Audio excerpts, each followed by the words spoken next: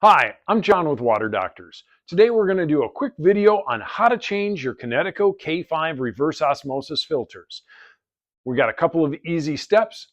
Every time you pick up the filters from us, you're also going to get a nice little flyer that walks through these steps for you also. So first, we're going to take the cover off of the unit. By the way, we do have these lovely stickers here in our office. If you don't have one, you can actually mark what filters go where in your Kinetico K5 since the filters are customizable.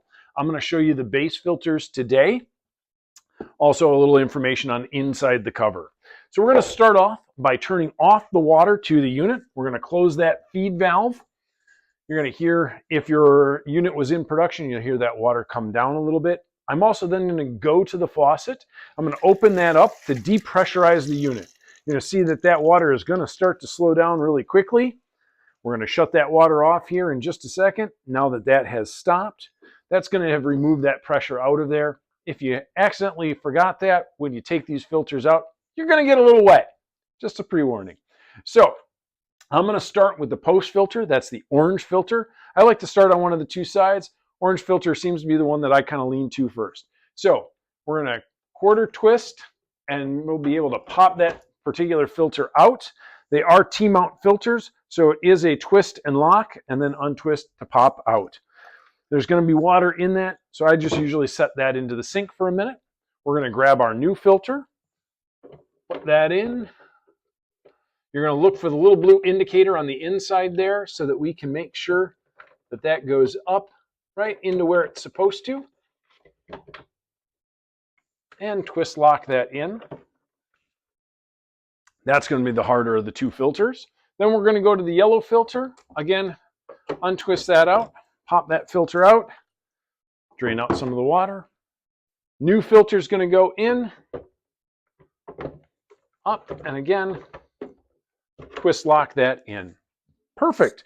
Put the cover back on. A couple of magnets at the top, so when you're putting that back on, it will magnet lock in there. Then we're going to turn the water back on. Now I'm going to do this very slowly. We want to slowly turn the water on. You're going to hear it start to push water through the unit. You'll hear some gurgling, some bubbling, and some popping typically. Takes a minute. We're going to start pushing all of that water through the unit. About 30 seconds to 45 seconds in, it'll start to go into production. You'll hear a little different sound. At that point in time, you can turn it up a little bit, not all the way. You're going to turn that up about 3/4 of the way at that point in time. Give it another 20 seconds or so, and then we can turn it on all the way. At that point in time, I go to the kitchen sink again. I'm going to open up this faucet.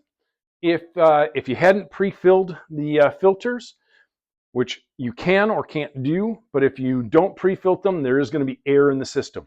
We're going to want to be able to turn that faucet on. I'm going to cover it with my hand or else it's going to spray water all over the place. My filters were pre-filled. We're going to let this go until it actually stops. We're going to drain that first tank, flushing out any carbon dust that is in that orange filter.